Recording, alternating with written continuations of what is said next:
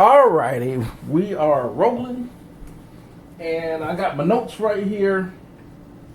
Gonna move my phone. How y'all doing? My name is Mark, and of course, people know the name of my channel. It's called Mark's Music Place, and I like to talk about everything. And I know that a lot of people tune in my channel, and they like the content because I might. Some people tune in because I used to do music teaching. But before I say all that, I gotta do the disclaimer stuff. If you like the content, please subscribe. If you haven't subscribed, if you if you're new to the channel, and please share the video, write some comments, the thumbs up, the whole spiel. It all helps the channel. Now, with that being said, I'm going to say this about this channel. The reason why I'm saying this, first of all, I'm going to do a quick talk about the Alctron review, and I'm also going to talk about a few things to sum up my music video now, or my music, when I'm talking about the music business. Now, before I get started, I was going to do a review, an actual sound review, but what I decided to do, I'm just going to talk about the unit for 5 minutes. And this right here is called the Alctron. It's the MP73EQ. And it's heavy. I really shouldn't be sitting it on, but it's not going to break the knobs because I'm real careful. This got some weight to it. But it's basically, there's stem audio, there's Heritage audio, there's Ventec, there's BAE, there's Neve itself, and then of course there's Warm audio, and then of course there's Alctron. Alctron out of all of them is the lowest price for getting a Neve 1073 clone. And of course the price of it, like anybody else say, Alctron and Neve 73, is that really worth it? Of course there's Golden Age, and there's a few other ones, but everyone's making the 73 clone. So I say, you know what? It's out of all of them. I said, let me try it out. And it's $3.99. I can't, $3.99 on Reverb. And I was like, it can't. That way, if I pay $3.99, I don't like it, at least I can always sell it, or I can always, whatever the case may be, whatever. I tried this unit, and now I want to buy 3 more. Not another one. 3, 4, 5, 6. You might see a whole rack of these. I was gonna do a sound. I was gonna let people hear, but to me, when I noticed that whether someone does a comparison video, and they might do an Alctron compared to a Warm audio, they might do a comparison video, get a Warm audio and an Alctron, or they might get a Warm audio and a Heritage audio, or something. And when you A/B them, and they're so close, and they're switching, they can record and switch between the two, and you really can't tell the difference. And that tells me, you know what, it's not going to matter in the mix then. You're not going to hear a distinctive difference. So that's the reason why I'm not going to do this. I'm not going to make an actual audio video for you to hear it. All I can tell you, and I'm going to say this, either if you are the type of person that are familiar with preamps, and you're definitely familiar with Neve 1073 preamps, as an example, all I can tell you is this: after listening to this unit, you will not be disappointed. But there's always going to be some critic out there that will find a way to criticize this unit, like they do anything else, because it doesn't have Neve on it. But if I was the type of person that scratched the Alctron name on it and put Neve, and they list, I guarantee they wouldn't say anything. So I started to go, let me go get a Neve, let me go get a Neve stamp and put it on there. And you got a Neve, and they would look, and I guarantee some people probably look at it and say, oh, it looks like a Neve 1073, has a Neve envelope, a Neve logo on it. They wouldn't think nothing else of it. Some people that really know the Neve 1073, wait a minute, the lettering on it that looks a little different than the Neve that I'm used to seeing. There's people that really know Neves, but in the end, I'm leaving Alctron on because that's who makes it. And I'm going to say this. Because I like this unit, I'm going to buy 3, 4, 5 of them, 6 of them. I'm going to buy as many as I can because it's really that good of a unit. It sounds that good. I did some research on it. It does have input and output transformers, which is part of the sound of why Neve preamps and all that sounds so good is because of the it does have that in there. It does have an EQ. Because you have your this is the power. You turn on the power, and this is the input selector. It does have a line or mic. It does have 48 volt panel or a pad, a line, switch. I forget what this one was for. I gotta look that up again. It does have an EQ to engage the EQ, and you can do phase reverse.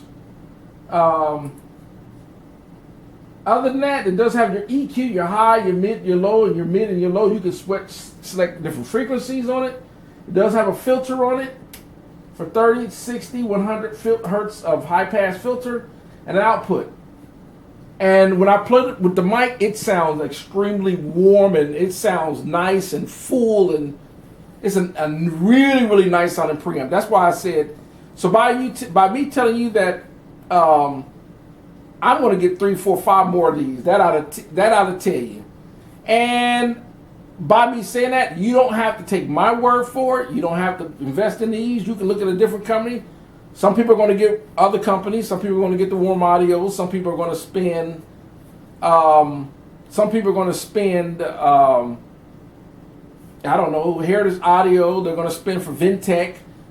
And the more I name these names, the more they go up in price. But I'm going to tell you right now, compared to a BAE or even a Neve itself, and me playing using the Alctron, I'm gonna tell you right now, with me using this on vocals or guitar or something like that, and I get this all recorded in the mix, I promise you,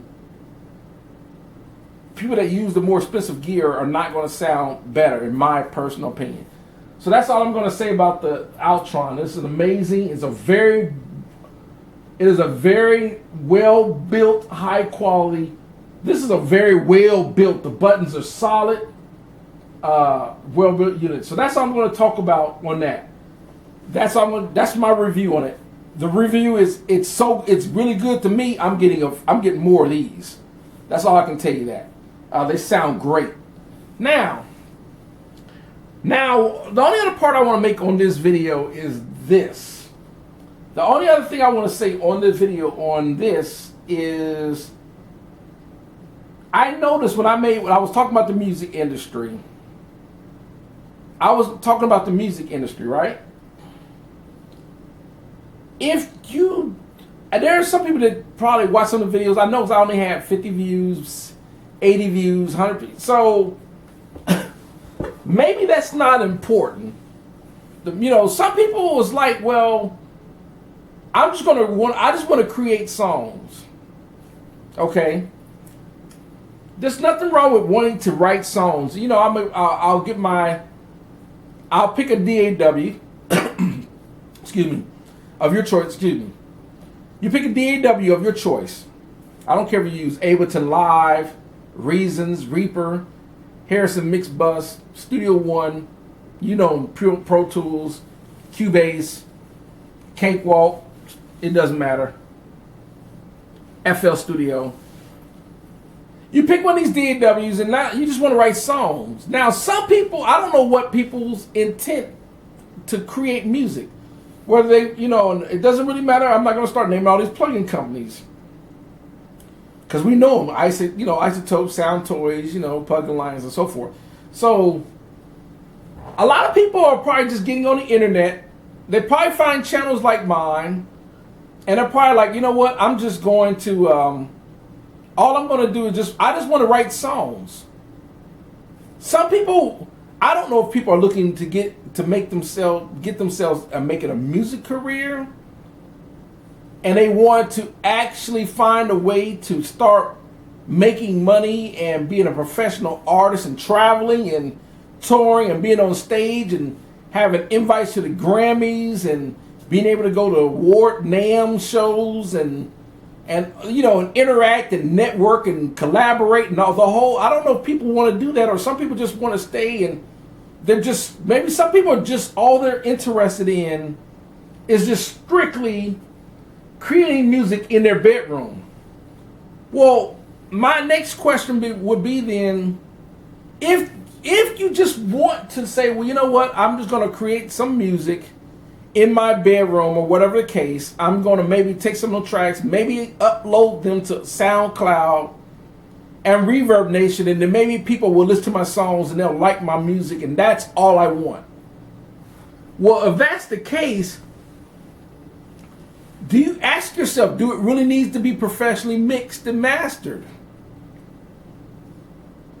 Because in today's music, or whatever the case may be, you can have an okay sounding track, and that you've done in your DAW. You can add some beats, some lyrics, or you can make some music, drums, keyboards, the whole. You can make songs, play them, and play them for your family, your friends. Play them on the reverb, and that's all you plan on doing.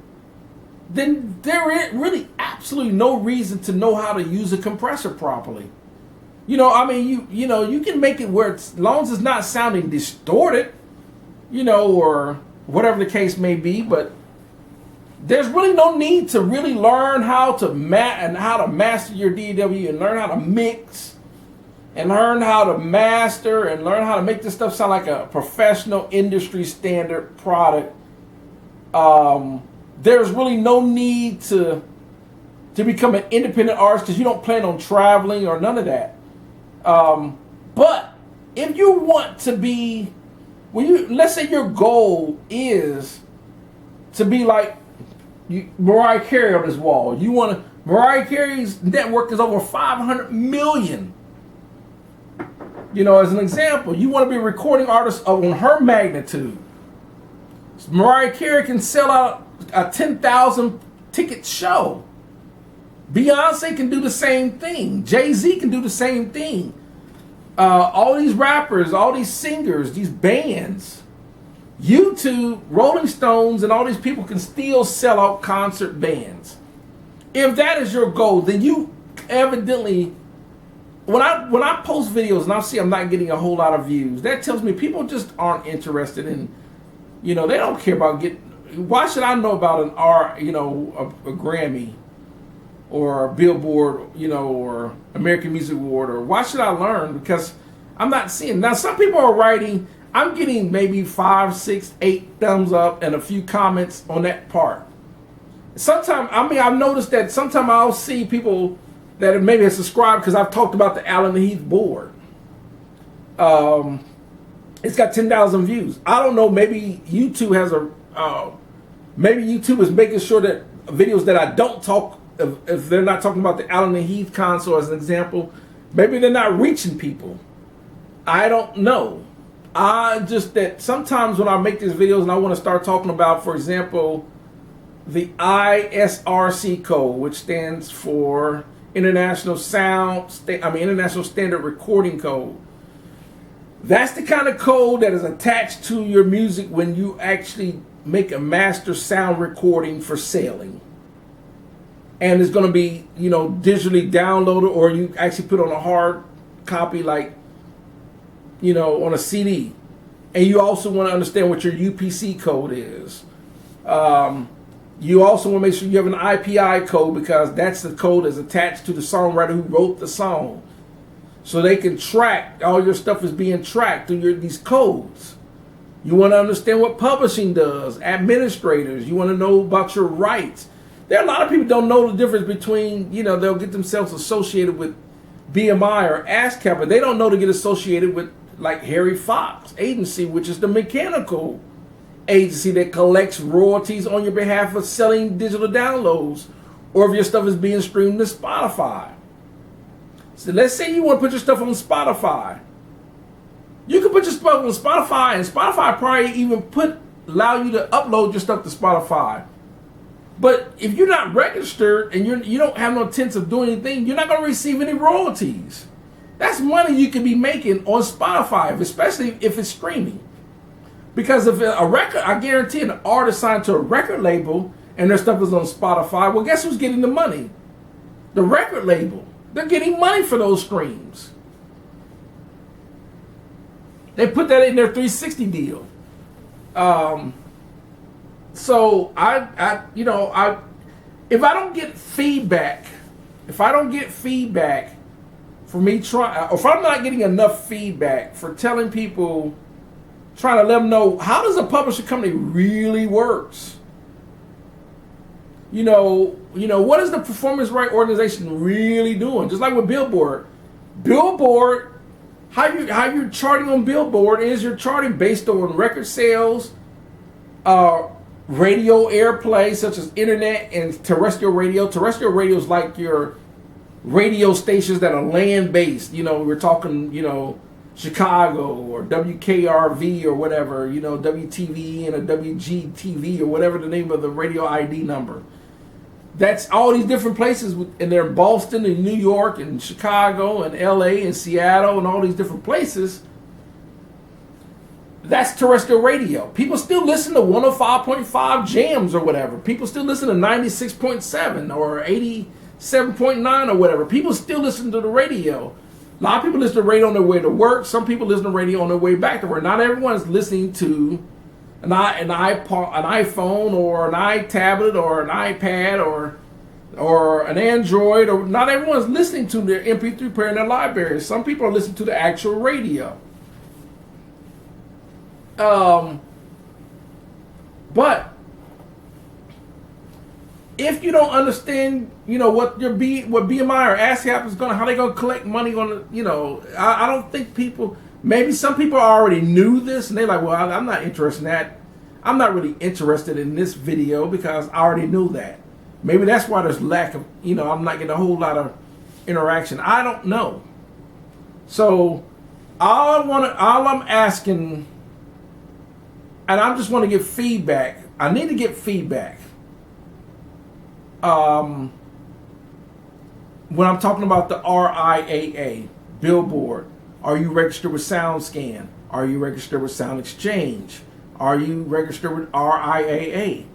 Especially if you're a record label, are you registered? Are you part of the NAM?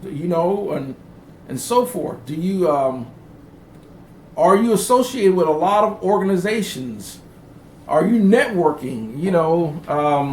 Do you understand what PROs do? Do you understand what MROs do? Mechanical right organization, like your, for collecting mechanical work. Some people they thought it was just performance rights that they collected royalties on. No, you got to collect your mechanicals if your stuff is streaming. Sync licenses, like if you're attaching music to video on like YouTube, there's sync licenses required for that. You have to understand, like for example, if you're, let's say you're making music and it's really, really good, did you know that if you create a publishing company, you can fish that music out to more than just to radio. You can get that fish to movies, soundtracks. Sometimes movies are always looking for music to put in their video. They don't want to always keep using a lot of the same big organizational record label organizations like Warner Brother or Universal. Sometimes they want really good music, and most of the time, if it's fished right, if you're willing to, a lot of times they say, well, the record label might charge the movie industry $100,000 to use a song. Where let's say you charge them, well, you don't have to pay them $100,000. I got this really great song that I'll let you give you a sync license for $15,000. Well, guess what? You think the movie industry is not going to jump on that, especially if it fits their type of movie, whatever. Let's say it's a thriller and you made this great movie track. Or, same thing with TV commercials. TV commercials are always seeking music. There's so many ways, but if you don't plan on finding ways if you have no ambition to try to get your music out there and let it be heard, which is going to help you build your reputation in this industry as well as it can generate you income. Maybe you just want to keep on working at wherever you're working at. Maybe you're happy doing that. I don't know, but I don't know. My goal in this channel is to help you do more than just create music and mix it. That's my goal of this channel. My goal is to, if you really, it's fine and dandy to be able to create your music and get your DAW plugins and just do it in your room and make as much, you know. But if that's the case, you really don't need to watch any more channels.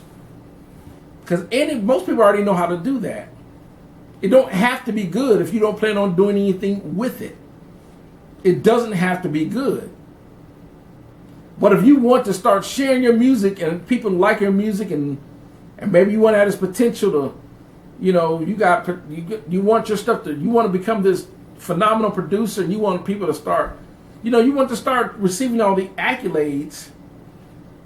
And like I said, I can't tell. I'm not getting a whole lot of responses. I can't tell who's watching the video. I can't see it. Google won't let me see it. So I have no idea who's watching these videos. Only way I know is if you write a comment. That's the only way I know you watched the video. You have to write a comment. That's it. So that's going to do it for this video. I just want to know if you want me to just strictly talk about DAWs, you know, whatever the case. I don't know what people, you know, I can't tell. I don't know. Some people subscribe because one particular video caught their interest and they never, sometimes people subscribe to a video, then they never go back to the video that they subscribed to. I'm even guilty of that. Sometimes I'll subscribe to a video because I watch certain videos, then they'll be in my subscribers list, but then I haven't watched their videos in months. That might be the case with me too. That's probably it too. I don't know. So I would like to know. That's probably why I'm not getting a whole lot of views. That might be it. And I don't want to be that type of person that if I'm only doing a video and only 20 people are going to watch it, I can see how many people watch the video. And even out of the, you know, and maybe some of these people are subscribers, some of these people are not. It's too many variables. And then the ones that watch it, like, they give me the thumbs up. Some people might even write a comment. But I don't know. I know that sometimes Audio Lego responds, Topa responds. I get Ronald Grump, he'll respond sometimes. I'm naming some people that subscribe. But I got people that subscribe, watch my channel, and they just put a thumbs up. They don't even write any comments. You know, some people watch my channel relentlessly and they never write any comments. I can't tell you're there. You know, so unless you comment. It may say 100 views, but it may only have 3 comments. If I get very little interacting with, every time I do a video and I get very little responses, that tells me not to do that type of video anymore. Because that just really tells me, some people will be generous and say, well, okay, I'll give you a thumbs up on the video. And that's it. And I was like, okay, the comments is what's helping the video content out more than anything. So I don't know what people want to watch. Other than that, that's the reason why I slowed down making videos for a while. And if that's the case, I probably will end up slowing down and watching videos because it tells me people really aren't interested in how BMI works, or ASCAP, or the Billboard, or the Grammys, or award shows, or that tells me people aren't interested in that. So that's gonna do it for this video. I just need to know I need more interaction. If I'm not getting a whole lot of interaction, and if I start getting really little interaction, then it probably would lead me to just shutting the channel down, because that does no good, because there are already millions of videos talking about the same subjects I talk about. Other than that, thanks for watching. I just want to get people's input. Other than that, thanks for watching. You have a great one.